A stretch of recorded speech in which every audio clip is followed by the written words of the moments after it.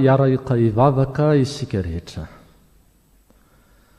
Mbola faly misaotra anao zahay, ry Andriamanitra rainay izay any an-danitro, satria tsy diso anjara izahay amin'ny fankalazana izao isa-taonany toby lehibe farimena izao amin'ity taona 2024 izany.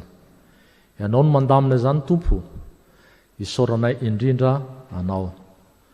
Isaoranay indrindra anao ihany koa noho ny fampianarana rehetra izay atolotrao amin'ity isa-taona ny toby lehibe farimena ity. Aoka izay Tompo ho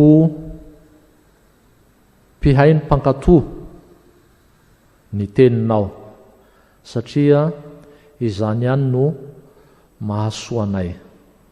Dia amin'ity anio ity Tompo dia mitenena aminay ianao fa mihaino anao zahay manomponao. Amen. Ry ava-malala rehetra ao amin'ny Tompo, faly indrindra isika misaotra an'Andriamanitra amin'ny ahazoantsika mankalaza izao isa-taona ny toby lehibe farimena izao. Dia miaraba antsika rehetra mpianakavy amin'ny finoana izay manaraka sy mihaino ny fampianarana sy ny lahateny ary ny toriteny amin'izao isa-taona ny toby lehibe izao. Omen'Andriamanitra tombonandro manokana isika afaka mihaino izany. Ny anjarantsika amin'ity anio ity dia lahateny. Lahateny tondra ny lohateny hoe ny fitahiana omeny Jehova izay manompo azy, araka ny Isaia 5:20. Ny fitahiana omeny Jehova izay manompo azy araka ny Isaia 5:20. Izany Isaia 5:20 izany dia misy andininy maro, misy andininy 5:20, ka tsara raha velarintsika eo amin'ny Isaia 5:20 io ny baibolitsika mba ahafahantsika manaraka ny fampianarana zay atolotra, satria tsy ho afaka hamaky azy isika fa eo amin'ny fandraisantsika ny lahateny dia sokafantsika ny baiboly. Zay ary ny hoe ry havana fa irositsika amin'izao lahateny nomeny tompo atsika izao dia ny hoe ny fitahiana omeny Jehova izay manompo azy araka ny Isaia 5:20. Ny mpandinika maro dia mizara ny boky Isaia ho 3, mizara boky Isaia ho 3, izay mifanandrify amin'ny vanim-potoana 3 samihafa nanahirana teo amin'ny tantaran'ny vahoakan'Andriamanitra. Ny fizarana voalohany dia antsoina hoe proto Isaia na ny Isaia voalohany. Izany dia manomboka amin'ny toko voalohany ka hatramin'ny toko 7:30, izay mifanandrify amin'ny vanim-potoana talohan'ny fahababoana babiloniana. Ny fantoka kokoa tamin'ny fampitandremana ny zanak'Israely noho ny faratsiana nanjaka tao aminy izany proto Isaia izany. Manoloana izany, ny mpaminany Isaia dia tsy nitsahatra ny teny mafy nandritra ny 70 taona nananatra azy ireo mba hibebaka. Nanohy ny fiainam-paratsiana ihany anefa ny maro, ka ambaran'ny mpaminany fa ho avy ny fahavalo hamely azy. Ny firenena Asiriana noho ny rahan'Andriamanitra ho fiasana hikapohana azy, ary avy eo dia ny Babiloniana, ka lasa kobabo ny maro tamin'izy ireo. Zay ny fizarana voalohany amin'ny ty boky Isaia ty. Ny fizarana faharoa dia antsoina hoe Deutero Isaia na ny Isaia faharoa. Izany dia manomboka eo amin'ny toko 70 ka hatramin'ny toko 5:20, zay mifanandrify amin'ny vanim-potoan'ny fahababoana babiloniana. Babo tany Babilônia ny zanak'Israely, nahatsiaro ny jaly mafy izy ireo tamin'izany, ka nitaraina tamin'i Jehova, nangataka fahafahana. Ny haino ny fitarainan'izy ireo Jehova, ka naniraka mpaminany mba hitondra fampiononana azy ireo, dia ny fampanantenana, ny fampodiana azy ireo. Tsy mahagaga raha nomeny mpandinika anarana hoe boky ny fampiononana ity Deutero Isaia ity. Naharitra 70 taona moa izany fahababoana izany. Ny fizarana fahatelo dia antsoina hoe Trito Isaia na ny Isaia fahatelo. Izany dia manomboka amin'ny toko 4:50 ka hatramin'ny toko 4:90 farany, izay mifanandrify amin'ny vanim-potoana taorian'ny fahababoana babiloniana. Manao sesilany ny fanambarana ny vaovao mahafaly manomboka eo amin'ny toko 4:90. na dia ny aina tamin'ny faratsiana aza ny vahoaka, Andriamanitra kosa nanomana fiainana tsara lavitra ho azy ireo. Araka izany, ny Isaia 5:20 izay anjarantsika eto dia ao anatin'ny fizarana 9. Miresaka indrindra ny teny fikasan'i Jehova izany Isaia 5:20 izany. Fitahiana omeny Jehova izay manompo azy, izany teny fikasana izany. Ny hoe fitahiana moa dia tsy hafa fa ny soa sy ny asambarana amin'ny lafiny rehetra hampiada-pinaritra ny olona no ambara amin'izany. Inona sy navy moa reo fitahiana omeny Jehova izay manompo azy, ratakarina amin'ity Isaia 5:20 ity. Valiteny 10 no atolotra eto. Fitahiana voalohany dia famindram-po. Famindram-po. Izao no lazain'i Jehova eo amin'ny 9. Tahaka ny ranom-boaloboka hita ao an-tsapahony ka ataon'ny olona hoe aza simbana fa misy fitahiana ao anatiny, dia toy izany no ataoko noho ny amin'ny mpanompoko ka tsy hanimba azy rehetra. Manaitra ny sariteny ampiasain'ny tompo eto. Rehefa ahitana sampaho mamy eo amin'ny ratsamboaloboka iray, dia ataon'ny olona hoe aza simbana izany fa misy fitahiana azahoana divay tsara ao aminy. Ho tahaka izany koa no hataon'ny tompo amin'ny mpanompony mba tsy ho simbany izy rehetra. Izany hoe ny tompo dia hamindra fo amin'ny Israely noho ny amin'ny mpanompony.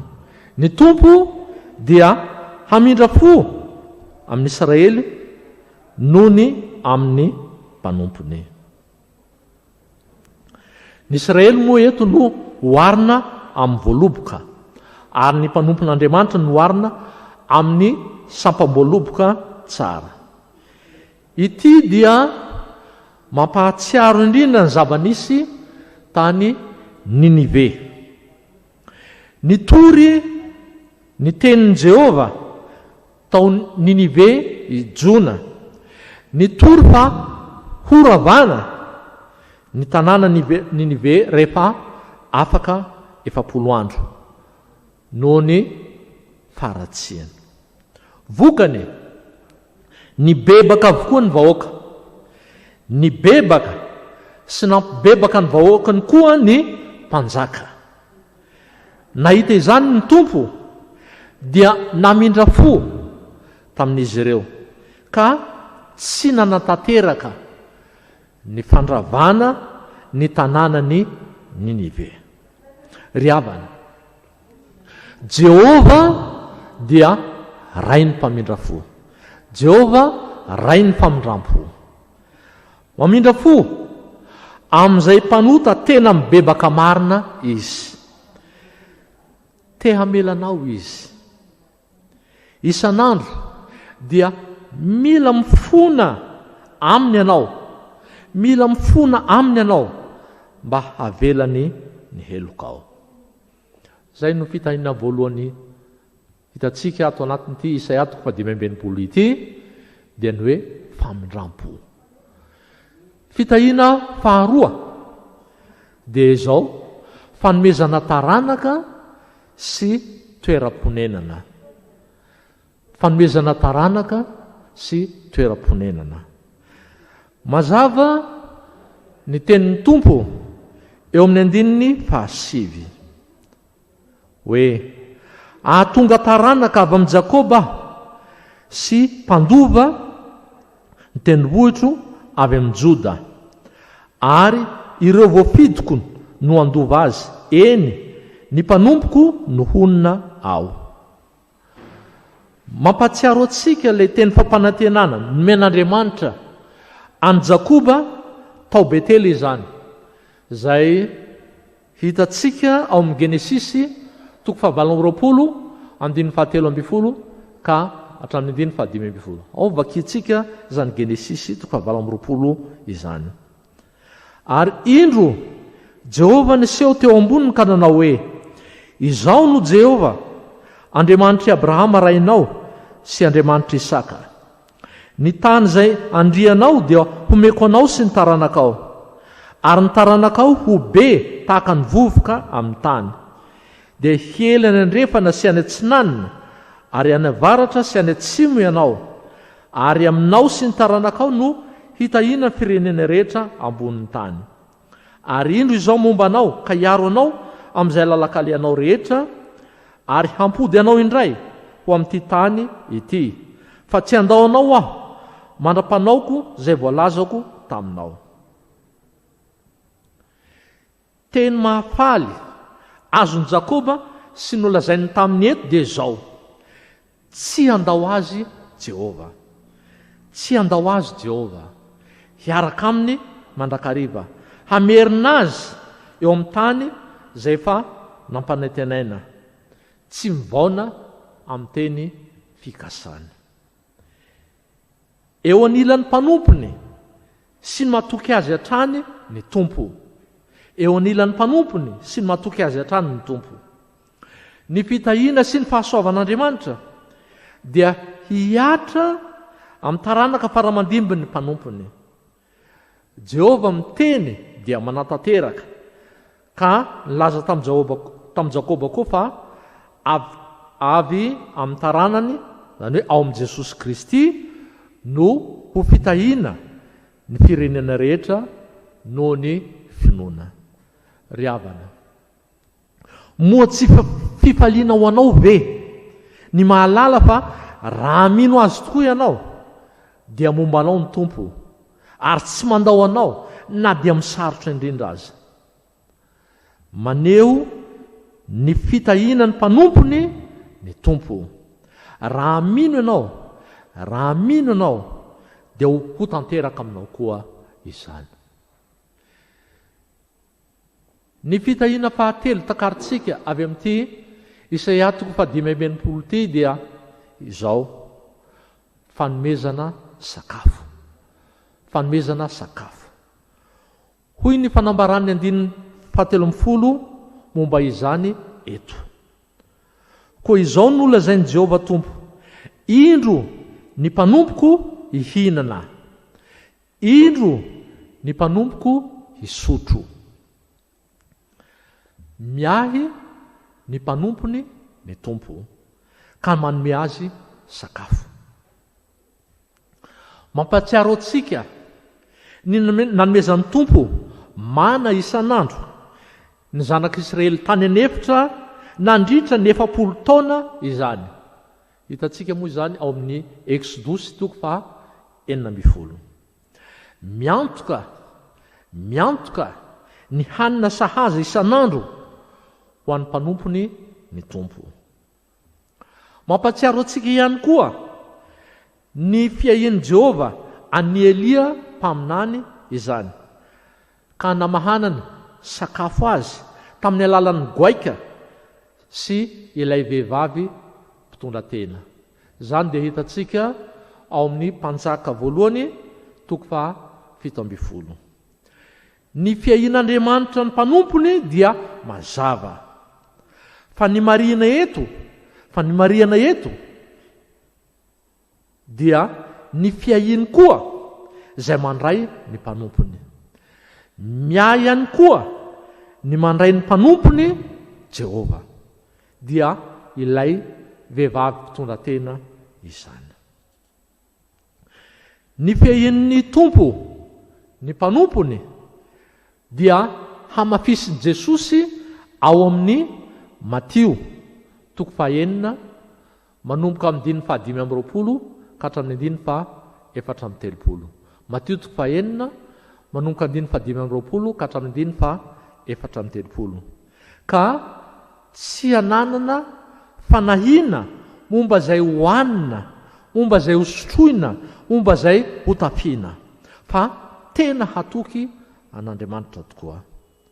ry havana, tsarovy fa momba sy miay anao hatrany ny tompo. Momba sy miay anao hatrany ny tompo. Miay ny ankitrinao izy, miay ny ampitsonao ihany koa apetrao aminy ny fanahinareo rehetra fa izy no miahy anareo.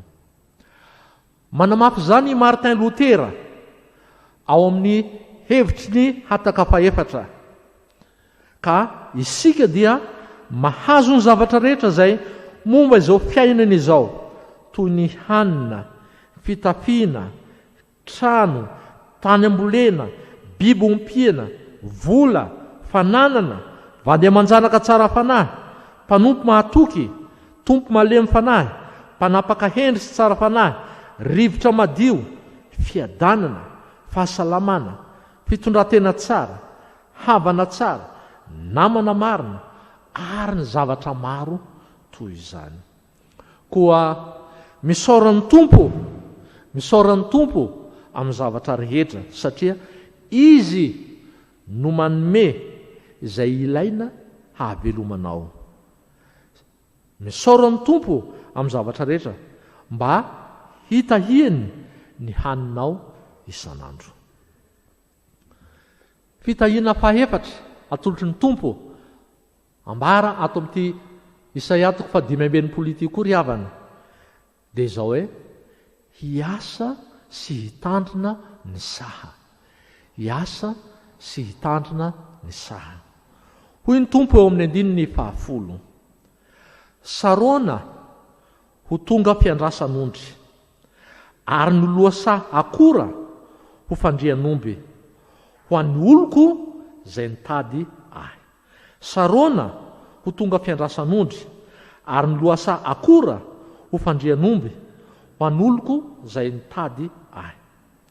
Ny faritry saroana dia lemaka mahavokatra eo amoron'ny ranomasina Mediterania.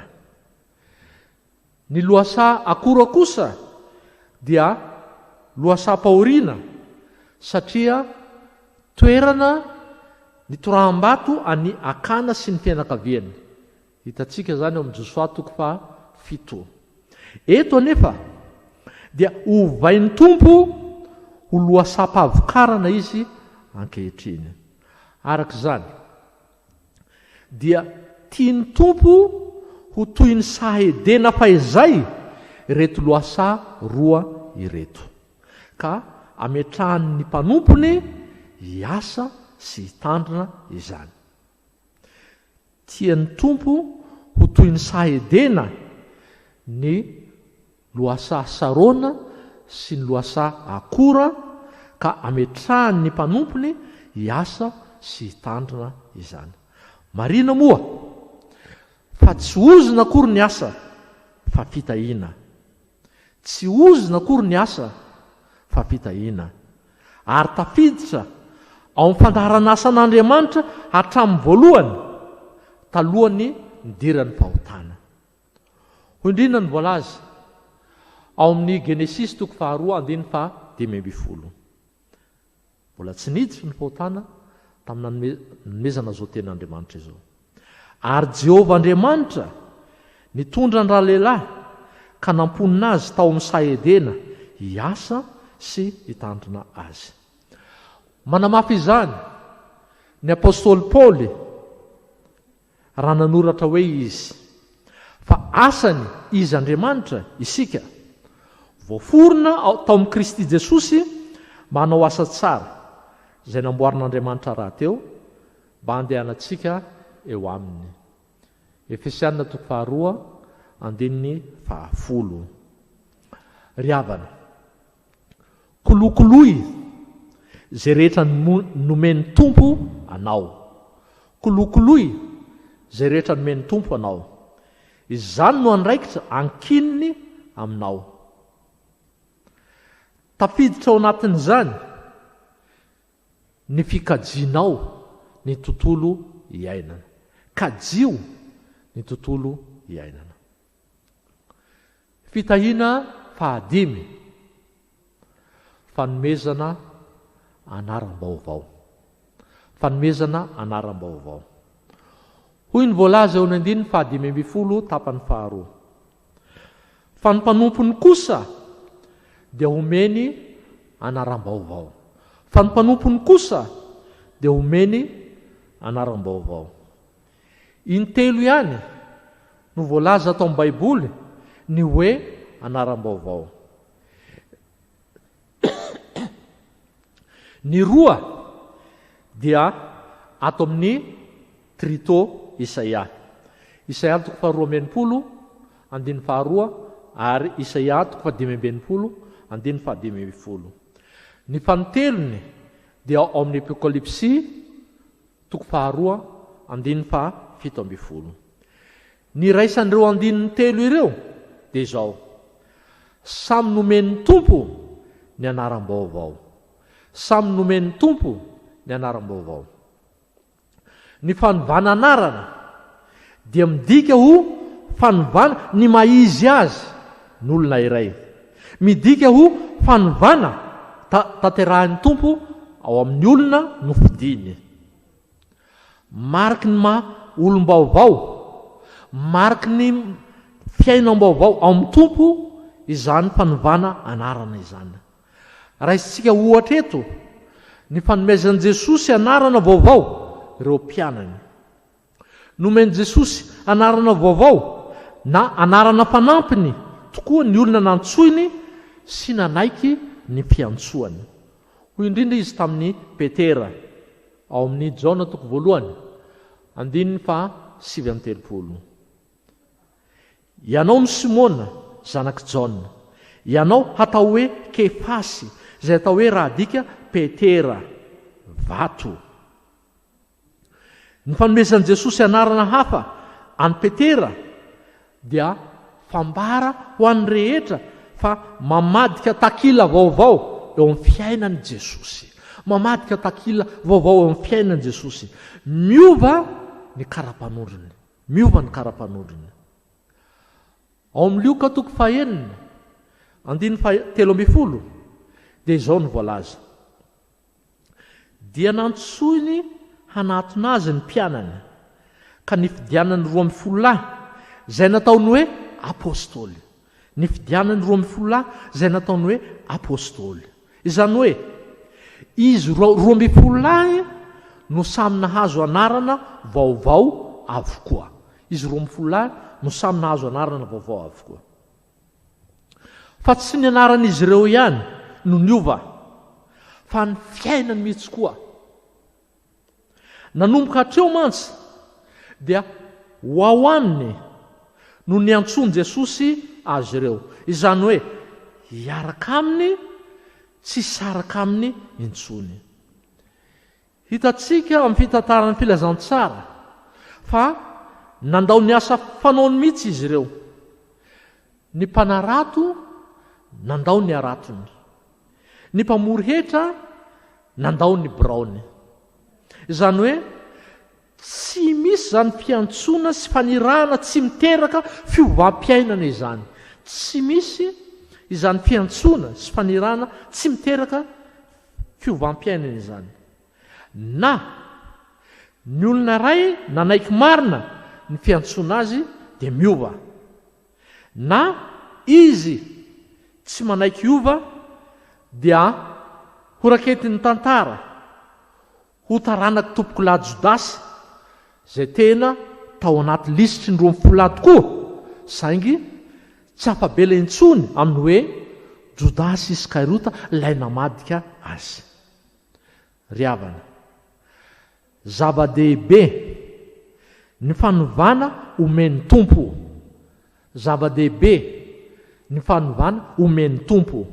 Meteza ianao ary mangataha mihitsy ovan'ny tompo dia efa be amin'ny asany. Mangataha mihitsy ovan'ny tompo dia efa be amin'ny asany. Tsarovy fa raha misy olona ao amin'ny Kristy dia olom-baovao izy. Raha misy olona ao amin'ny Kristy dia olom-baovao izy. Korintena 2:5, andiny 7. Fitahina 4. dia izao lanitra vaovao sy tany vaovao. Lanitra vaovao sy tany vaovao. Mazava ny tenin'ny Tompo eo amin'ny andininy 7:12 amin'ity Isaia 5:20 ity. Fa indro izaho mahary lanitra vaovao sy tany vaovao, ka dia tsy ho tsarovana intsony ny taloha, na omby ao an-tsaina akory aza.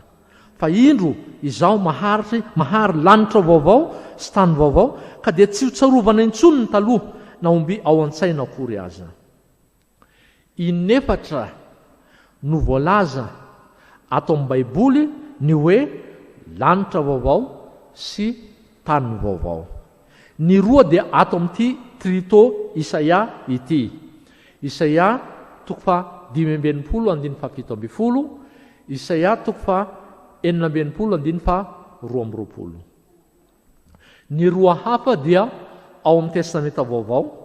Petera faharoa 2:7-7, Apokalipsy 1:20. Araka ny soratra masina dia ho levina izao tontolo izao ankehitriny. Ho levina izao tontolo izao ankehitriny. Petera faharoa 2:7-7. Ho levina izao tontolo izao ankehitriny ka hisolo vaovao. Potika sy ravan'ny fahotana mantsy ny zavaboary no arian'Andriamanitra. Ary satria potiky ny fahotana izany dia manjaka eto amin'izao tontolo izao ny raha tsy manjary rehetra io. Ka indro ny Tompo hanavao izany indray. Tsy ny olona ihany no mandalo ny fanavaozan'Andriamanitra, fa ny zavaboary manontolo. Ny hoe mahary lanitra vaovao sy tany vaovao dia izao famerenana amin'ny laony ny zavatra rehetra no arian'Andriamanitra. Famerenana amin'ny laony ny zavatra rehetra no arian'Andriamanitra. Averina ho toy ny tamin'ny voalohany na arian'Andriamanitra azy izany, ka tsy hisy herin'ny fahotana hanimba na hamotika izany intsony. Araka ny bokin'ny Apokalipsy dia Jesosy no hanavao. Jesosy no hanavao. Indrindra izy ao amin'ny Apokalipsy 1:20. Indro havaoziko ny zavatra rehetra. Indro havaoziko ny zavatra rehetra. Tanteraka ireo araka ny Apokalipsy 1:20. Jesosy Kristy dia efa nitondra ny aretintsika rehetra sy nivesatra ny fahotantsika. Ankoatra izany dia mamelona amin'ny fanantenana ny fiavian'i Jesosy fanondroany. Ho indrindra ny voalaza ao amin'ny Petera faharoa 7:7. Kanefa isika araka ny teny fikasany dia manantena lanitra vaovao sy tany vaovao izay itoerany fahamarinana. Hahary lanitra vaovao sy tany vaovao ny Tompo. Mampanantena ny soratra masina fa amin'ny fotoana iavian'ny Tompo indray dia isy zavatra iova ka tsy toy izao misy izao, fa tena iova izao rehetra izao. Maneho an'Andriamanitra mahary zava-baovao mandrakariva izany. Ry havana, ao amin'ny fanjakan'i Jesosy dia tsisy na inona ka tsy noavaozina. Tsy manana toerana ao amin'ny fanjakan'i Jesosy ny zavatra tsy noavaozina. Raha misy tokoa olona ao amin'ny Kristy dia olom-baovao izy araka ny fanambarantsika teo aloha. Olona noavaozina izy, noavaozin'i Kristy ho mendrika ny fanjakana. Fitahiana fahafito ambaran'ity Isaia 5:20 ity dia izao: Jerosalema vaovao. Jerosalema vaovao. Hoy ny tompo ao amin'ny 120 sy ny 120. Fa indro mahary an'i Jerosalema ho fifaliana aho, ary ny olony ho firavoravoana. Dia ho faly amin'ny Jerosalema aho sy ho ravoravo amin'ny oloko. Ary ny feo mitomany tsy ho re any intsony, na ny feo mitaraina. Zany hoe hahary any Jerosalema vaovao ny tompo. Jerosalema dia tsy tokony ho adinointsika fa tanàna ny vahoakan'Andriamanitra. Tanàna ny vahoakan'Andriamanitra. Tanàna tena nanana ny maizy azy teo amin'ny Josy Jerosalema, satria sady renivohitry ny firenena Josy izy no renivohitry ny fivavahana ihany koa. Voambolana fampiasa aty amin'ny testamenta vaovao ny hoe Jerosalema vaovao. Ny fanjakan'Andriamanitra na ny paradisan'Andriamanitra no tiany mpanoratra ny testamenta vaovao ambara raha milaza izany izy. Araka izany dia Jerosalema vaovao dia toerana mahavelona izay hanompoana an'Andriamanitra sy hiaonana aminy ka hanjakany tanteraka. Jerosalema vaovao dia toerana mahavelona izay hanompoana an'Andriamanitra sy hiaonana aminy ka hanjakany tanteraka. Araka ny Apokalipsy 2:20 ka hatramin'ny 5. Ary tsy apa izany Jerosalema vaovao zao, tsy apa zany Jerosalema vaovao izany fa ny fiangonana. Ny fiangonana. Azo atao tsara ho Jerosalema vaovao avokoa ny toerana rehetra misy antsika mba hiara-belona amin'ny Kristy. Ry havana.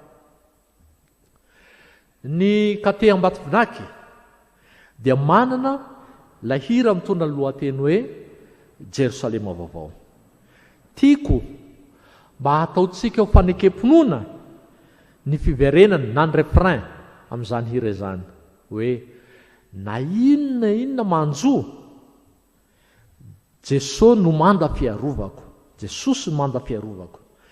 Jesosy no tokoko. Jesosy no lalana hizorako. Jesosy hitondra ahy ao an-tanàna Jerosalema vaovao. Fitahiana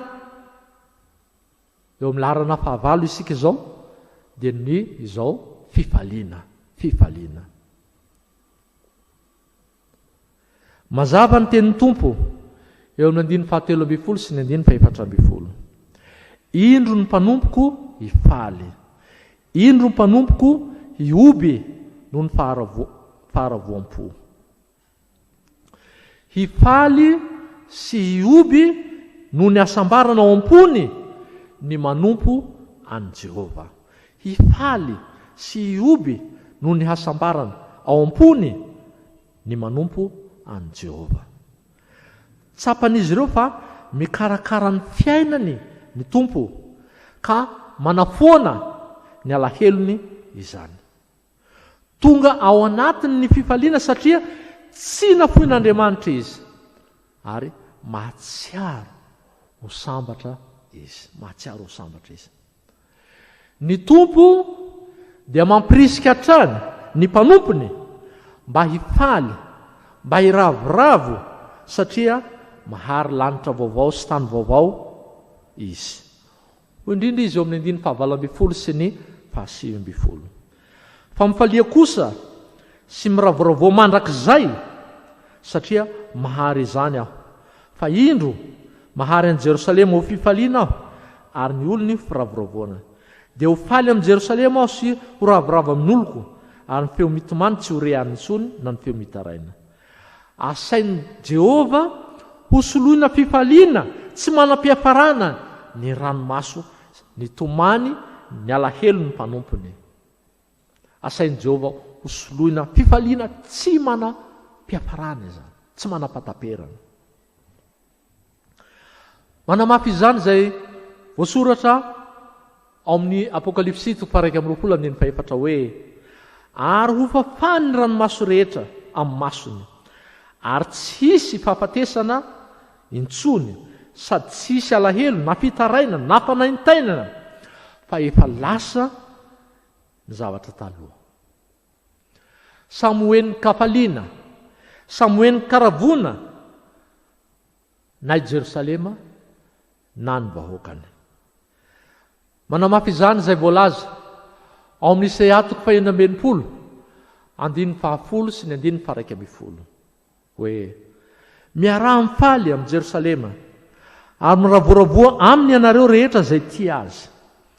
Aoka hiara-mifaly aminy tokoa ianareo rehetra izay malahelo noho ny aminy, mba hinonoanareo sy vokisanareo amin'ny nonony mahafaly. Eny, mba higoka ianareo ka hiravoravo amin'ny habeny voninahiny.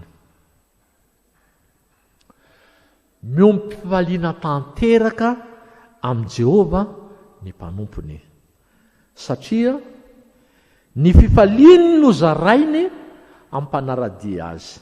Izay no hitantsika eo amin'ny 1:7. Ny fifalian'ny tompo no zarainy amin'ny mpanompony. Ny fiainana amin'izany fifaliana izany no mahaela velona. Ny fiainana amin'izany fifaliana izany no mahaela velona. Izany no ambara eo amin'ny 20. Efa fanambarana sahady ny fandresena ny fahafatesana izany. Ry havana, tian'Andriamanitra koa ianao hanana izany fiainam-pifaliana izany. Tiany Tompo ho sambatra ianao koa mifalia mandrakariva amin'ny Tompo, hoy izao indray mifalia, ary manompoa an Jehova amin'ny fifaliana, manompoa ny Tompo amin'ny fifaliana. Ny fitahiana fahasivy zarainy Tompo eto dia ny fiadanana. Tsy hitovy amin'ny fiainany tamin'ny Babilôna intsony no ampanantenan'Andriamanitra taorian'ny iverenany indray tao Jerosalema. Ambara fa hisitraka tanteraka ny asan'ny tanana izy, fa tsy olo-kafa intsony no hamatambonina. Izay no hitantsika eo amin'ny 1:20, 2:20, 2:17 amin'ity Isaia 5:20 ity. Ankoatra izany dia hampanjaka tanteraka ny filaminana ny Tompo. Hampanjaka tanteraka ny filaminana ny Tompo. Tsy hisy intsony ny ho mpanjakazaka an-tanin'olona, fa hiara-monina am-pilaminana ny vahoaka. Rehefa miverina mankatoan'Andriamanitra ny vahoaka, dia miverina amin'ny vahoaka hatrany ny teny fikasany hatramin'ny voalohany, ka tsy hifandratra ny samy zavaboary, tsy hifandratra ny zavaboary sy ny olona, ary ny olona samy olona hifankatia sy hifanaja. Izay no ambara eo amin'ny 5:20 amin'ity Isaia 5:20 ity. Ry havana, ny olona miaina amin'ny fiadanana dia lavitry ny fanahiana. Ny olona miaina amin'ny fiadanana dia lavitry ny fanahiana. Milamina ny fifandraisany amin'ny manodidina. Milamina ny fifandraisana amin'ny manodidina, ary vita fihavanana amin'ny Tompo izy. Vita fihavanana amin'ny Tompo izy. Ny fitahiana zarain'ny Tompo amintsika eto, ny fitahiana 10 zarain'ny Tompo amintsika eto dia ny valim-bavaka. Ny valim-bavaka. Mazava izay ambaran'ny Tompo eo amin'ny 4:20 momba izany valim-bavaka izany ho an'ny mpanompony. raha tsy mbola niantso aza izy dia hamaly aho, ary raha mbola miteny izy dia hihaino aho. Raha tsy mbola niantso aza izy dia hamaly aho, ary raha mbola miteny izy dia hihaino aho. Raha izintsika ohatra amin'izany ny valim-bavaka azon'ny Daniela. Hitantsika izany ao amin'ny Daniela 7:20 ka hatramin'ny 7:20. Rehefa nivavaka i Daniela dia nirahina avy hatrany ny anjely hitondra ny afatr'Andriamanitra, ka niteny tamin'i Daniela ny hevitry ny fahitana sy nanazava ny sainy. Maniraka ny anjely ny Andriamanitra hanambara ny fahamarinany sy ny fitiavany, satria malala indrindra taminy Daniela. Andriamanitra dia manazava ny sitrapony sy ny faminaniana amin'ny malalany. Andriamanitra dia manazava ny sitrapony sy ny faminaniana amin'ny malalany. Ry havana, mivavaha ianao amin'ny fotoana efa natokanao ho fihaonana amin'ny Tompo. Mivavaha ianao amin'ny fotoana efa natokanao ho fihaonana amin'ny Tompo. Tsy voatery ho lava ny vavaka ataonao. Tsy voatery ho lava ny vavaka ataonao.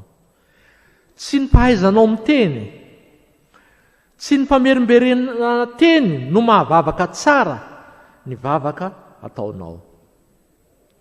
Ny jentilisa miresaka amin'ny sampiny no mila teny maro foana. Hoy Jesosy ao Matteo 4:9-7. Isika kosa mivavaka amin'ny raitsika zay mahafantatra avy hatrany zay tokony ho antsika, raha mbola tsy mangataka aminy akory aza isika. Zany indrindra nolazain'i Jesosy ao Matteo 4:9-7. Fa fantatry ny ray ianareo zay tokony ho anareo, raha tsy mbola mangataka aminy aza ianareo. Lazao tsotra, lazao ampatokina ny fivavahanao, dia ampy zay, ary harotsany aminao ny fitahina. Raha aravina ry havana zay rehetra nambara teo dia zao: raiso ny fitahin'Andriamanitra natolony anao teto. Raiso ny fitahin'Andriamanitra natolony anao teto, zay mifanisa amin'ny ratsan-tanana 10 ka tany mafy amin'ny finoana. Famindram-po, fanomezana taranaka sy toeram-ponenana, fanomezana sakafo, hiasa sy hitandrina ny saha, fitahina zany, fiasana sy fitandremana ny saha izany. Fanomezana anaram-baovao, lanitra vaovao sy tany vaovao, Jerosalema vaovao, fifaliana, fiadanana, valim-bavaka. Ireo le fitahiana 10 omeny Tompo anao. Ny teny fanevan'izao isa-taonany tobo lehibe farimena izao dia ny hoe: mitsangana mihazava fa tonga ny fahazavanao. Raha nandray ny fitahiana avy amin'ny Tompo ianao dia omeny baiko hoe mitsangana. Aoka ianao ho vonina hiasa, tsy mipetrapetraka fa tena hiasa tokoa. Asain'ny Tompo miasa ianao, zay zanaky mazava, satria nandray fitahiana avy aminy. Asainy mitsangana ianao ka hamirapiratra ho an'ny hafa. Asainy miasa ianao maneho ny fahazavan'i Jesosy mba hanazava ny hafa, mba hanasoa ny hafa. Asain'ny Tompo mitsangana ianao mba hitondra ny fahazavan'ny Tompo eo manodidina anao. Ny fahazavan'ny Tompo zay avelany hamirapiratra eo aminao dia tsy maintsy ampiasainao hoentinao manasoa sy manazava ny hafa. Raha tsy manazava ny hafa ianao dia hiraparapa ao anatin'ny aizina mandrakariva ny manodidina anao. Mazotoa miasa manazava ny hafa toy izay nataon'i Jesosy teto amin'izao tontolo izao, satria nandray fitahiana avy aminy ianao. Ho an'Andriamanitra rerany ny voninahitra. Amen. Ivavaka isika. Mahatsiaro sambatra izay Jesosy, satria omenao ny fitahianao, omenao famindram-po zahay, omenao toeram-ponenana izahay, omenao taranaka izahay, omenao sakafo izahay. Mahatsiaro sambatra koa zahay Tompo, mantsaro fitahiana avy aminao, satria avelanao zahay hiasa sy hitandrina ny saha. Mahatsiaro sambatra koa zahay Tompo, satria havaozinao mandrakariva, omenao anaram-baovao, ary tsy anaram-baovao ihany fa fiainam-baovao. Faly loatra izay Tompo, satria omenao zany fitahiana maro sisesehana izany. Ao ny lanitra vaovao sy ny tany vaovao, ao Jerosalema vaovao. Omenao fifaliana izay, omenao fiadanana izahay, ary tsy diso anjara amin'ny valim-bavaka avy aminao.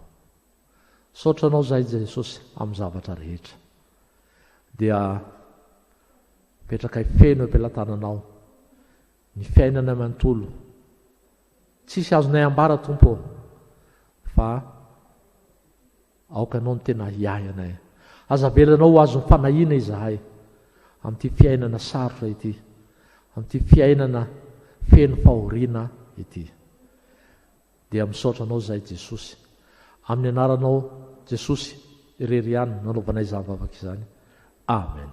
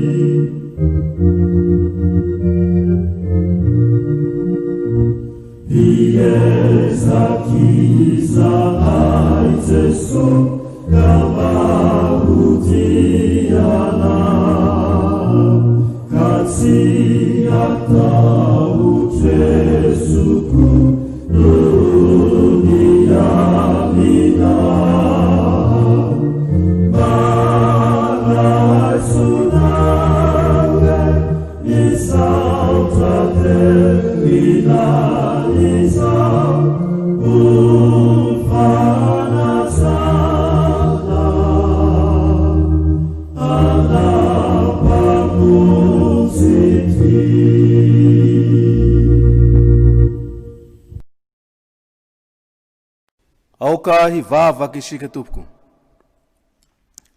Andriamanitra rainay ny an-danitro. Miantso anao amin'ny anaran'i Jesosy tomponay zahay.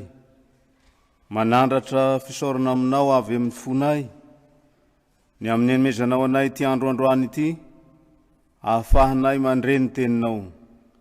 Manandratra fisaorana avy amin'ny fonay aminao izahay, noho ny famindramponao ampaharetinao aminay. Olombelona tokony haringany zahay, fa noho ianao no mahari-po aminay, ary amin'izany dia mahatsiaro zahay, ny mahampanontanay ka mifona, mangataka famelan-keliko aminao, levony ny fahotanay ka hamarino zahay. Mangataka anao koa amin'ity fotoana ity, fa hambara ny teninao masina, tsy takatry ny saina maholona anay zany, ary tsy hainay maholona anay ny manazava an'izany teninao zany, raha tsy ny fanahinao tompon'ny teny no miasa, ka dia ampiteneny ty mpanomponao, mba hanambara zay sitraponao. Ary eo kokoa ny fanahinao masina hiloha ampony zay mandreny teny, ka hampiorina tsara ny finoana, dia ny finoana ny sanganan'i Jesosy tamin'ny maty, sy ny finoana ny fisanganan'ny tena maty koa amin'ny andro farany. Tsy hainay olombelona ny manaiky sy mino zany, fa ny fanahinao rery ihany no angatahanay hiasa handresy lahatra anay amin'izany, ka hampiorina anay amin'izany finoany zany. Ary nanay fanantenana, na dia maro ny zavatra tsy maintsy lalovanay, manahirana sy mahateraka fahoriana amin'ny fiainanay eto amin'ity tany ity, veloma ety anatinay ny fanantenana ny fisanganany tena maty sy ny fiainana mandrakizay. Dia mitenena Jesosy, ary sokafy ny fonay, andray ny hafatra masina zay ambaranao amin'ity fotoana ity. Amin'ny anaranao Jesosy tomponay. Amen. Ny fisaoran'Andriamanitra izay niarahantsika nanandratra izay, fa isaorana koa ny mpanao programa ny isa-taonany tobo-lehibe farihimena amin'ity taona 2024 ity, nanome anjaranay, nanome anjara toroteny amin'izao isa-taonany tobo-lehibe izao. Ny tenin'Andriamanitra zay nalahatry ny mpanao programa ho torina eto, dia ao amin'ny epistily voalohany soatan'ny Paoly apôstoly ho an'ny Korintianina voalohany, toko 10, ka ny andininy voalohany hatramin'ny andininy 10. Korintianina voalohany toko 10, ny andininy voalohany hatramin'ny andininy 10, toy izao ny vakin'izany teny zany amin'ny anaran'i Jesosy tompontsika. Ary ampahafantariko anareo rahalahy, ny filazantsara zay nitoriko taminareo sy noraisinareo sady iorenanareo, izay amonjenanareo koa raha tananareo tsara araka izay teny nitoriko taminareo, raha tsy niny foana ianareo. Fa natolotro anareo ho isan'ny zavatra voalohany indrindra ilay noraisiko dia izao: Kristy maty noho ny fahotantsika araka ny soratra masina, dia nalevina ary nasangana tamin'ny andro fahatelo araka ny soratra masina, ary niseho tamin'ny Kefasy izy, dia vao tamin'ny 12 koa. Rehefa afaky zany dia niseho tamin'ny rahalahy tsy omby 500 izy. Ny anakamaroany reny dia mbola velona mandraka ankehitriny, fa ny sasany efa nodimandry. Rehefa afaky zany dia niseho tamin'ny Jakoby izy, dia tamin'ny apôstoly rehetra. Ary faran'izy rehetra, izaho zay toy ny tsy tonga volana aza, dia ambany isehoany koa. Fa izaho dia ambany indrindra amin'ny apôstoly, ka tsy mendrika atao hoe apôstoly, satria efa nanenjika ny fiangonan'Andriamanitra aho. fa ny fahasoavan'Andriamanitra nato izao ahy, ary sy foana ny fahasoavany ato amiko, fa efa niasa fatratra mihoatra noho rehetra aho, nefa sy izaho, fa ny fahasoavan'Andriamanitra no niara-niasa tamiko. Amen. Aoka hivavaka sika. Ray masino, mana masinana amin'ny fahamarinana, ny teninao ny fahamarinana. Amen. Ry fiangonana malala, dia izay no hamasinina amin'ny Kristy Jesosy, olona voanso sady masina mba amin'izay rehetra miantso ny anaran'i Jesosy Kristy tompontsika, eny amin'ny tany rehetra, ko aminareo rehetra ny fahasoavana sy ny fiadanana, amin'Andriamanitra ray isika sy Jesosy Kristy tompo. Amen. Epistily, zany hoe taratasy ny soratana dia nalefa ity torina amintsika ity, ka sara ho fantatra ny amin'ny mpanoratra sy ny adresiny, ary ny anoratana sy ny adresiny, ary ny antony nahatonga ny mpanoratra anoratra. Ny mpanoratra dia milaza anarana ao amin'ny toko voalohany andininy voalohany fa Paoly, ary dia faritany tsara fa voanso apôstôliny Jesosy Kristy izy, ary noho ny sitrapon'Andriamanitra no niantsoana azy. Dia sindrian'ny Paoly apôstôly mazava tsara fa voanso ho apôstôly izy noho ny sitrapon'Andriamanitra. Sy sanatria fieboeboana na firehirehana ny lazany zany fa fahatserovana ny fiantsoana no ilazany an'izany. Satria ny fahatserovana ny fiantsoana no loharano iboeboan'ny hery sanandro amin'ny fanompoana ny Tompo Jesosy ilay niantso. Ary ny fahatserovana ny fiantsoana no vy miaina mampihevitra ny fahatserovana andraikitra, ka mahatonga azy olona manatanteraka andraikitra amin'izay nandrahana azy. Izany fahatserovana ny fiantsoana zany dia maika nampanetry tena azy aza ny tantara ny fiantsoana azy. Ka lazainy mazava tsara amin'ny andininy fahavalo fa ny tenany dia apôstôly toy ny tsy tonga volana. Ilazany ny tenany zany amin'ny fiantsoana manokana natao taminy tao andalana hiditra ny Damaskosy. Ary dia milaza ny tenany holay apôstôly ambany noho ny hafa aza izy eto. Ary saroany fa fahasoavana no maha apôstôly azy. Fahasoavan'Andriamanitra, zany hoe tsaroany fa tsy mendrika izy raha izay nataony nanenjika ny fiangonan'Andriamanitra dia tokony famonoana fahafatesana no hihatra taminy, kanefa tsy izany no hihatra taminy fa no raisina apôstôly izy, ka dia tsaroany tsara fa fahasoavan'Andriamanitra no maha apôstôly azy. Ny adresiny dia voalaza mazava tsara amin'ny toko 4 sy andininy fahavalo fa any Efesosy izy no manoratra izao taratasy izao. Ny anoratany indray dia hita amin'ny andininy faharoa fa ny fiangonan'Andriamanitra any Korito. Ny adresy zany dia any Korito. Dia lazainy mazava tsara eto hoe zany fiangonan'Andriamanitra zany dia izay no hamasinina ao amin'ny Kristy Jesosy, ary olona voantso sady masina. Io no anoratany Paoly apôstôly izao taratasy izao. Ny fiantsoany azy eto amin'ny perikopany vakina ary miverimberiny zany dia ny hoe ry rahalahy.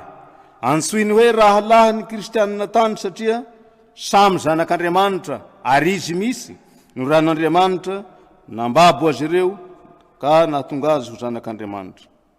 Raha dinihina ny taona nanoratana zao epistily zao dia ho nelanelany taona fahatelo amin'ny 50 hatramin'ny taona fahadimy amin'ny 50, ary voalaza teo fa tany Efesosy Paoly tamin'izany. Ny antony nanoratana an'izao epistily zao dia nitoro ny filazantsara tao Korito Paoly apôstôly, no raisy ny olona ny filazantsara ny toriny, ninoan'ny olona ny filazantsara ny toriny, ary noho ny asa ny fanahy masina nahatonga ny olona niny tamin'izay. Ka niorina ny fiangonana kristianina nefa nilaozan'ilay olona zay nampiasan'Andriamanitra nanorina ny fiangonana. Ka noho ny fahaserovan'ny Paoly apôstôly ny andraikiny dia manadihady mihaino zay manjo ny fiangonana ny Korito izy na dia na nitoerana lavitra aza. Ka izao taratasy soratany sy alefany zao dia ho famahana olana zay mety olana heniny tao sy ho fampirenana tsara ny finoana ao amin'ny fiangonana zay efa niorina. raha ho arina kely dia hoe namboly izy naniry ny zavatra nambolena dia lasa izy kanefa zao taratasy zao dia fanondrahana nylay voly nambolena ka naniry fahaserovana ho tomponandraikitra noho ny fiantsoana no mahatonga ny Paoly apôstôly hanao zany ka na dia lavitra aza mifanalavitra zany Efesosy Korito zany elanelana ranomasina midadasika ny manelanelana azy nefa dia tsy voasaka ny elanelan'ny ranomasina ka manoratra ary maniraka olona hanatitra taratasy tamin'ny taonjato voalohany nondratany zany ka tsy mbola nisy teknôlôjia moderna tahaka zao ankehitriny zao tsy mbola nisy telefôna sy ny mbola nisy paostra ary na ny mail aza tsy misy kanefa dia nataon'ny Paoly apôstôly ho zava-dehibe vaindohan-draraha ny hihevitra n'izany fiangonana zany ka manoratra zao epistily zao izy mitodika amintsika amin'izao andro zao zany tenin'Andriamanitra zany manao ahoana ny fahasorovana andraikitra amintsika iraky kristian ankehitriny fa saika na ny eo ambany maso aza dia mihahaka ny ondry andrasana ary na misy aretina mahazo ny olona aza areti-panahy mahazo ny olona dia tsy mahazo fisaboana tsy mahazo fananarana ary ny fampianarana moa dia mety maro ny tsy manao zany ary raha sendra misy olana ao amin'ny fiangonana dia zere-posiny ka lasa mitatra manimba ny fiangonana zany Paoly apôstôly fianarana ho antsika fa na dia mitoerana lavitra azy izy dia mihevitra mandrakarivany amin'ny fiangonana ka manolotra vahaolana manao fampiorenana finoana ary mananatra amin'ny alalany taratasy izay alefany amin'ny ty toko 10 ty Paoly apôstôly dia maheno araka ny hita ao amin'ny 12 zao ny vakiny eo ahoana ny lazany sasany aminareo fa tsy misy fitsanganany maty misy sasany tamin'ny olona tao zany milaza fa tsy misy fitsanganany maty heniny Paoly apôstôly io ary amin'ny 10 amin'ny ty toko 10 ty dia hatao ahoana ny fananganana ny maty ary tena manao ahoana ny sehoany io ny fanontaniana apetraky ny olona zay heniny Paoly apôstôly azondoza ny fiangonana am'izany milaza ny sasany fa tsy misy fisanganany maty ary misaina amin'ny maholona ny maro ka mandasy miankany ny fahaizan'Andriamanitra hanangana ny maty mieritreritra ny olona fa no fotoana efa lasa vovoka ve hiverina olona koa fisainana maholona zany ka i Paoly apôstôly eto dia miteny henjana fa ny olona mandany fisanganana amin'ny maty ary ny olona miankany ny fahaizan'Andriamanitra hanangana ny maty dia tondroiny hoe ry adala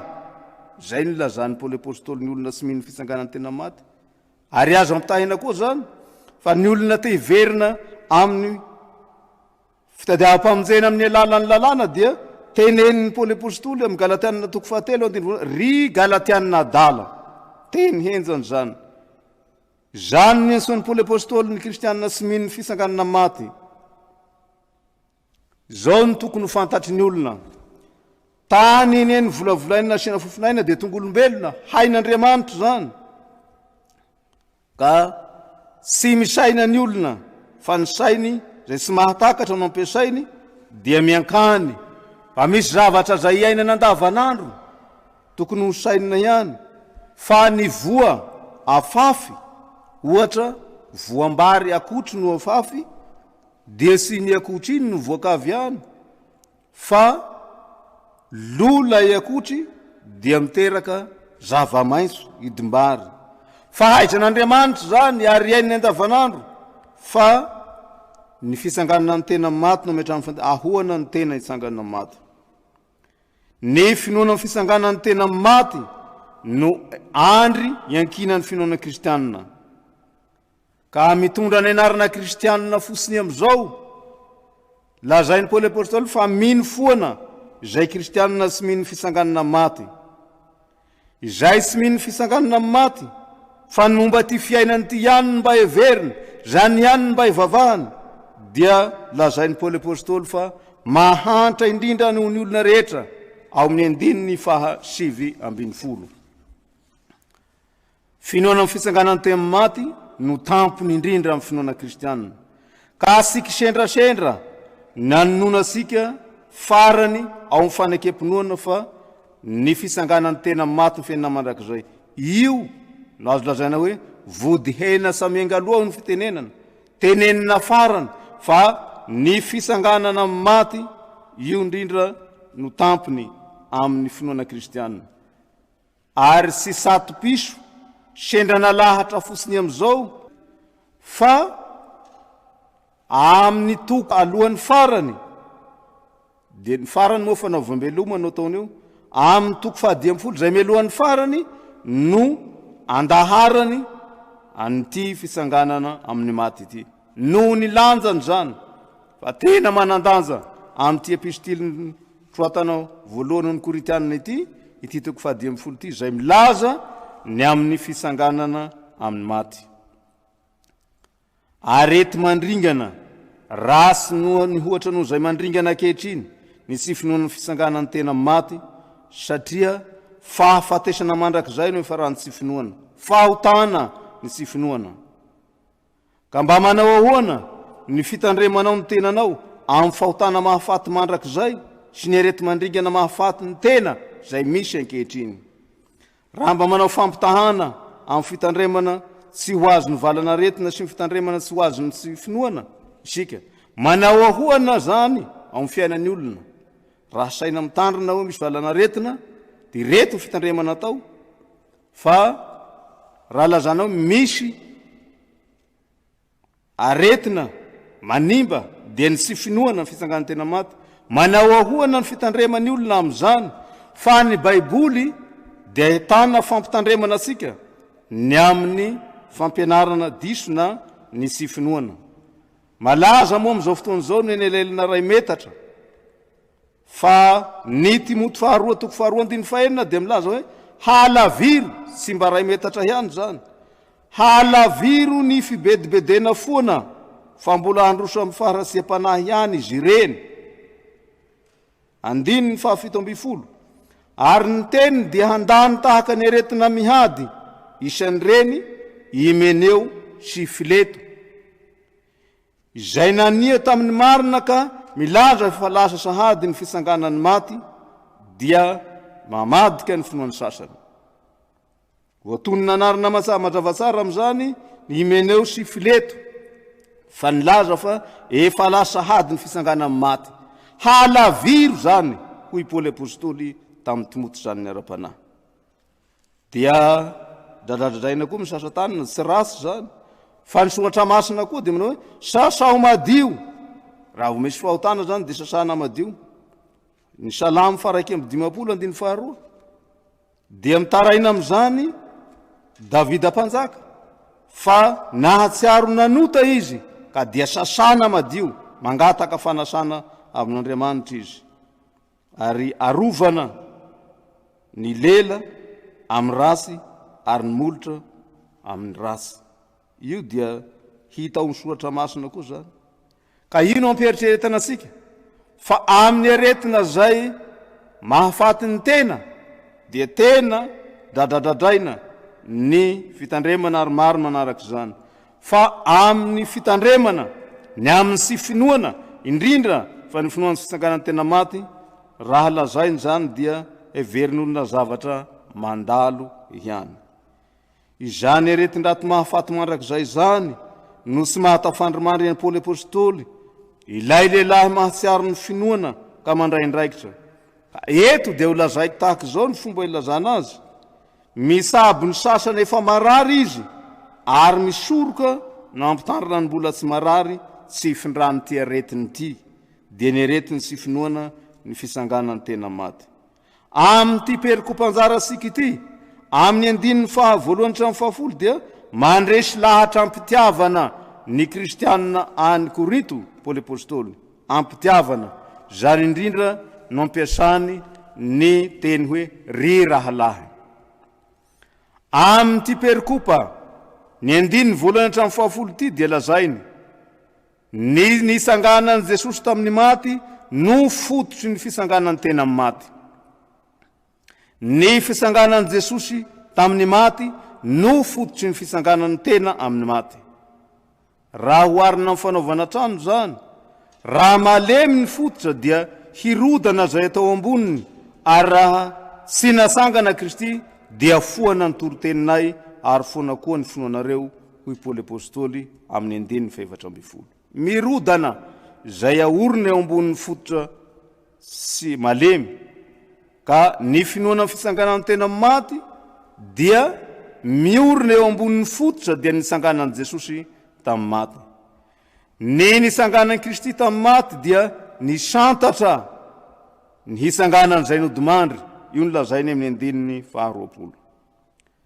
Ny fisanganan'i Jesosy tamin'ny maty fototra amin'ny finoana ny fisanganany tena amin'ny maty.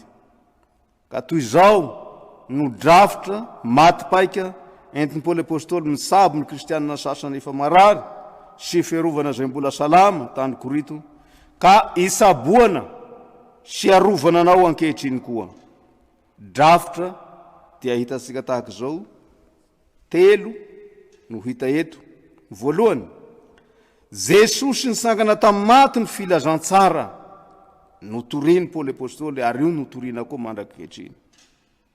Faharoa, ara-tsoratra masina ny fisanganan'i Jesosy tamin'ny maty, io no entiny mandresy lahatra ny olona tany Korito.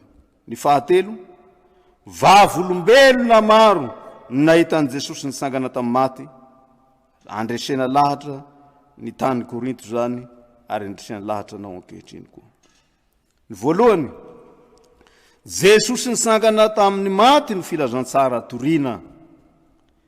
Ny teny hoe filazantsara dia voambolana nampiasaina tamin'ny tontolo teo aloha, fa rehefa misy ady ataon'ny tafika amin'ny fanjakana anankiroa, dia zao ny zava-misy miady eny am-perinady ihany ny miaramila ny tafika, fa ny fianakaviana ny vady amanjanaka ny tanàna mitebiteby ary mieritreritra maty sa velona ny havanay eny am-perinady ihany.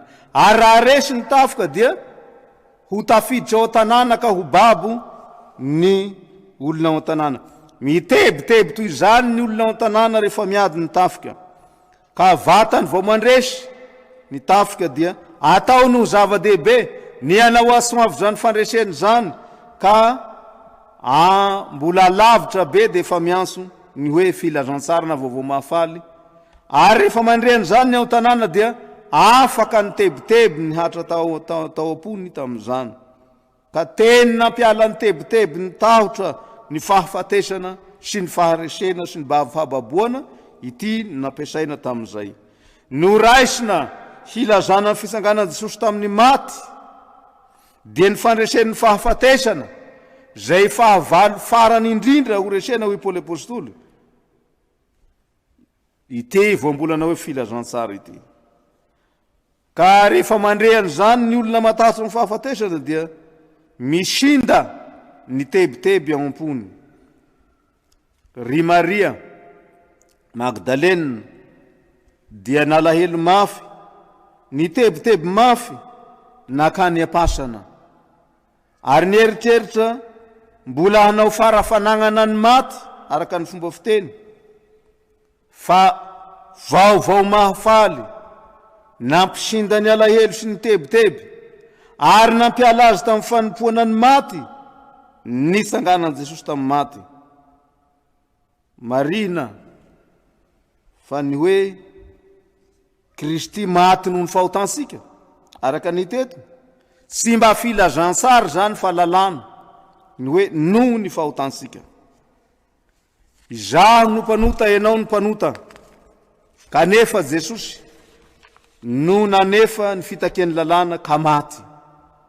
Ny fitakian'ny lalàna zay tokony hatra tamintsika olombelona mpanota no nahafaty maty noho isika Jesosy, lalàna zany. Ilaina nefa ny manaiky fa maty mba handray ny filazantsara. Ilaina ny lalàna hilaza amintsika fa mpanota mendrika ho faty sika amin'izany indrindra no iantefany filazantsara ny fitsanganan'i Jesosy tamin'ny maty fandresena fahafatesana ho am-posika. Fa ny hoe Kristy maty ho antsika, io ny filazantsara. Ny hoe maty no sika dia lalàno zany, fa Kristy maty ho antsika filazantsara zany.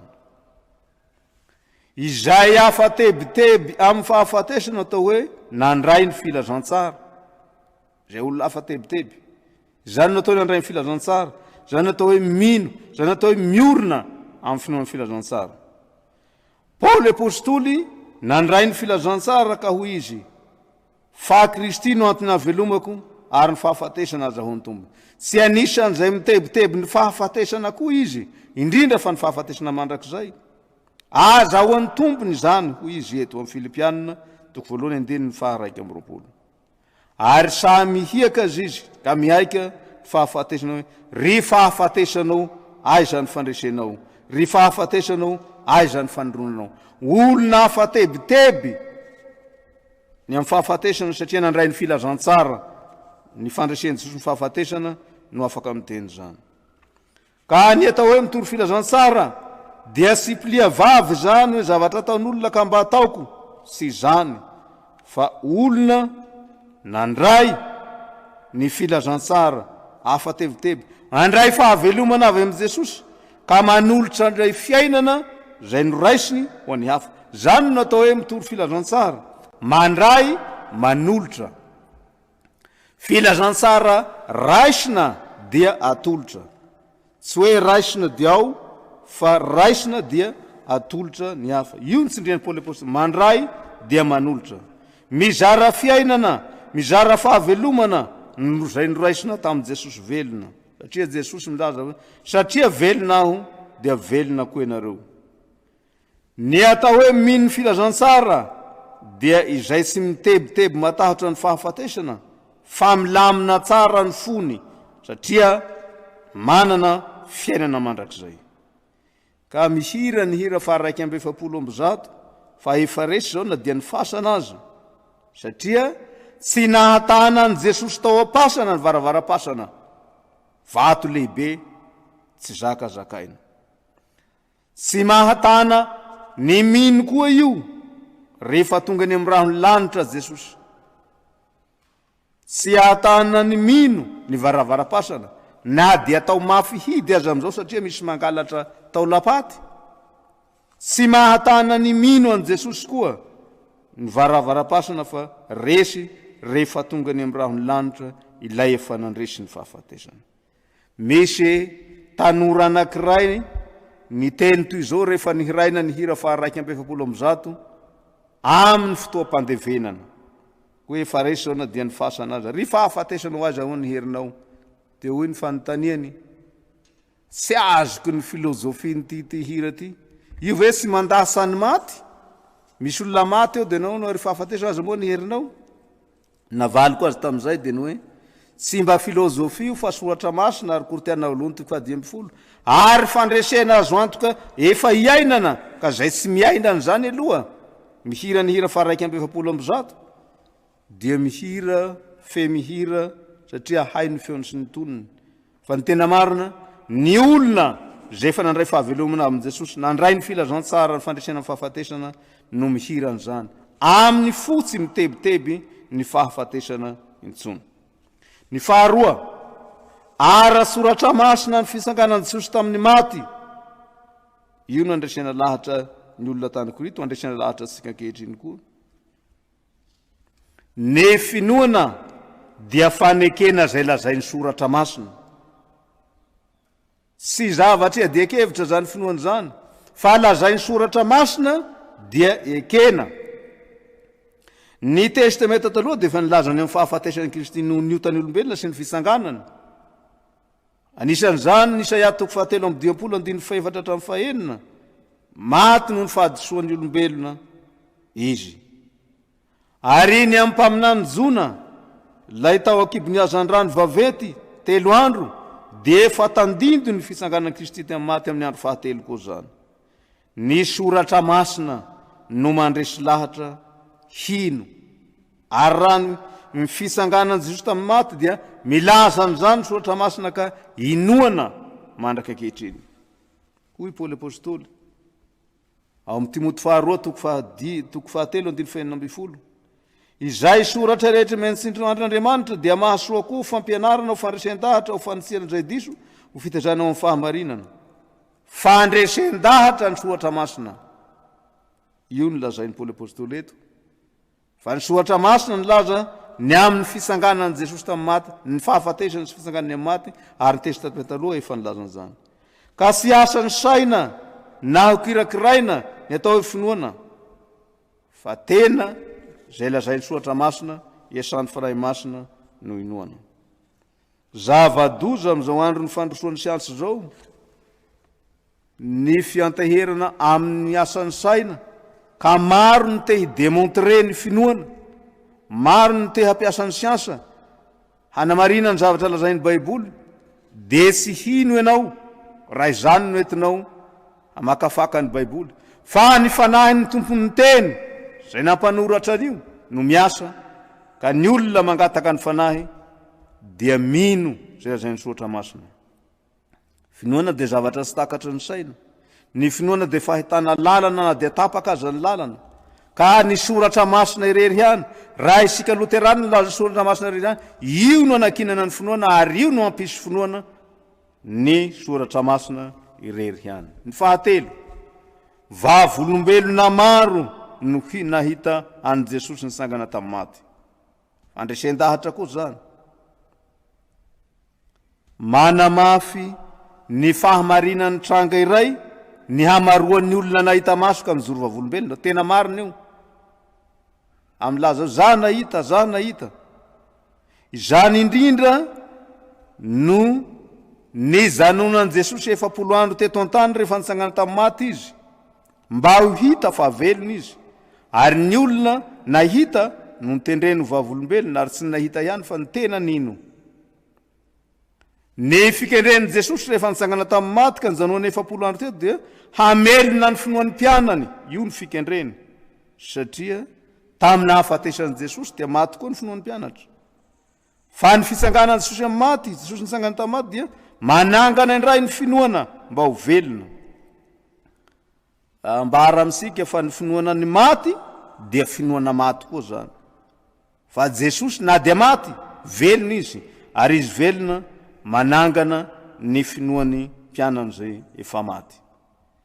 Fisehoana indimy tao anatin'ny 7 andro no lazain'ny Paoly apôstôly eto, hanamarinana fa nisangana tamin'ny maty tokoa Jesosy. Tany sainy eto zany, Kefaso, Petera moa io, dia tamin'ny apôstôly, dia tamin'ny olona sy omby 500, mbola misy velona marakehitriny tany Galilea ny sehoany tamin'izany, tamin'ny Jakoba irery, ary tamin'ny apôstôly tao tendrombohitra Oliva, izy lay hiakatra any an-danitra. Maso maro no nahita fa nitsangana Jesosy. Sy maso maro nahita ka milaza ihany, fa no tendreny Jesosy ho vavolombelona koa izy ireo.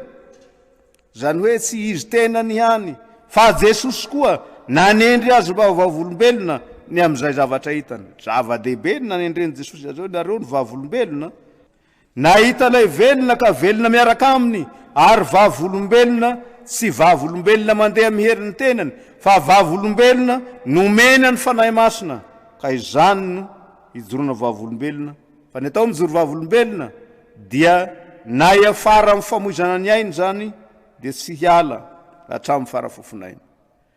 Omena hery ho vavolombelona ny mino an' Jesosy tamin'izany, ka tsy vitany hoe nahita ihany. Fa maro ny olona nahita zavatra anankiray fa tsy sahan'ny joro vavolombelona satria matahotra. Fa maso nahita an' Jesosy velona dia no nitafiany hery, nomeny fanahy masina, ka nahazo hery ka vavolombelona tsy mitsoaka. Milaza ny am' Jesosy nisangana tamin'ny maty. Akoatr'ireo fisehoana 5 tao anatin'ny 7 andro lazainy eto, dia mba lazain'ny Paoly apôstôly koa fa maso nahita koa izy ka vavolombelona ny tenany. Tsaroany amin'izany ny fiantsoana azy tao Damaskosy ka ataony anaty finosana eto, ataony anaty parantezy. Mpanenjika ny fikonan'Andriamanitra izy fa nataony Jesosy samby belona tamin'izay, fahafatesana no mendrika azy, ary zay nefa nandrasany satria lavo tamin'ny tany izy ilay ny fofofofo lavo tamin'ny tany. Fahafatesana no nandrasany satria ilay anjeny nampidaboka azy hoe zaho ny Jesosy zay anjenao. Kanefa tsy fahafatesana nitsanga taminy fa nitsangana ka natao apôstôly. Izany fomba nisehony Jesosy velona tamin'ny Paoly apôstôly zany dia namonoana ilay Saoly mpanenjika ny fikon'Andriamanitra, fa nananganana an'ilay Paoly mpanompon'Andriamanitra ny toro filazantsara. Ka tena ny zavatra nitranga tamin'i Jesosy novonoana lay Saoly mpanenjika fa nasangana lay Paoly apôstôly zay nanorina ny fiangonan'Andriamanitra. Filazantsara manala tebiteby tamin'ny fahafatesana. Io no noraisin'ny Paoly apôstôly tao an-dalana Damaskus.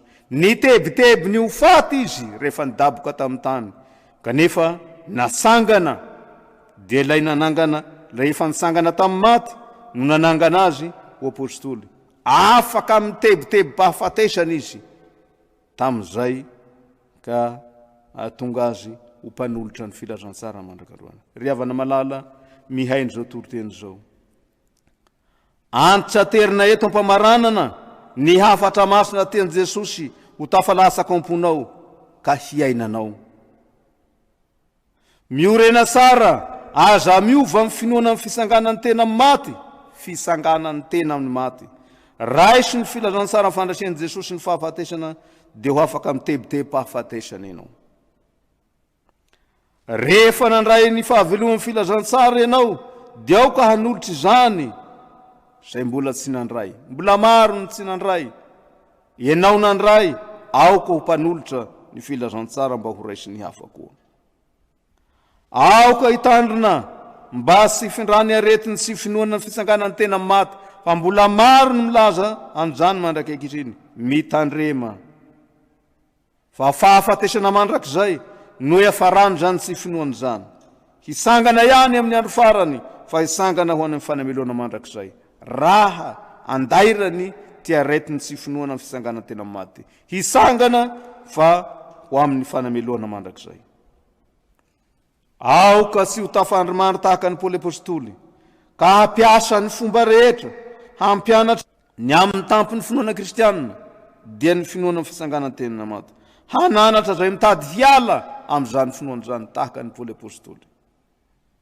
Aoka ho vavolombelona mahita amin'ny masony finoana fa velona Jesosy ka velona koa ianao. Na tsy nahita ny masonofo dia aoka hahita ny masony finoana fa velona Jesosy, manana fahavelomana koa ianao. Ny finoana amin'ny fisanganan'ny tena amin'ny maty no mampahery ianao entrena ny fahoriana maro miseho eto amin'izao tontolo zao, ka hitazananao ny fitsarana mandrakizay. Ka na mamaky onja azy ianao eto ambonin'ity tany ity, tsy ho faty ao, fa mahatazana ny fitodia sambo, dia ny fisanganan'ny tena maty ho fiainana mandrakizay. Fisanganan'ny tena maty ho fiainana mandrakizay, io no tampony inoasika ka ekesika amin'ny fanekempinoana zay ataosika. Voninahitra ny eo n'Andriamanitra ary zanaka ary fanahy masina zay hatramin'ny ao mandrakizay. Amen. Raisy ny fitahiana. Ao amin'ny rehetra ny fahasoavan'i Jesosy Kristy Tompo sy ny fitiavan'Andriamanitra ray ary ny firaisana amin'ny fanahy masina. Amen.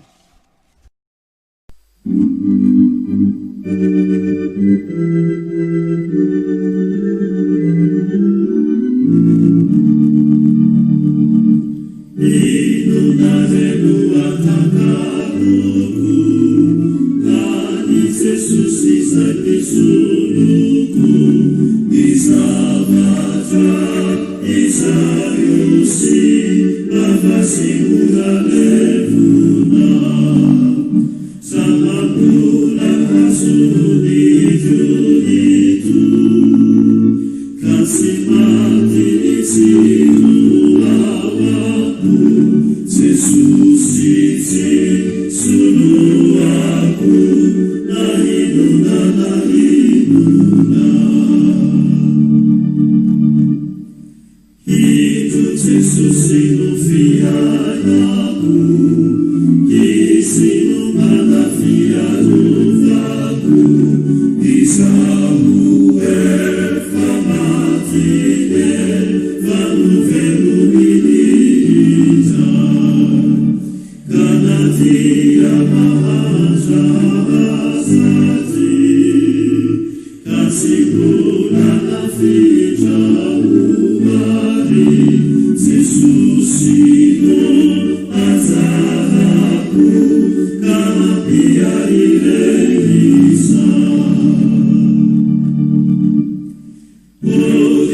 Suscito puzzato,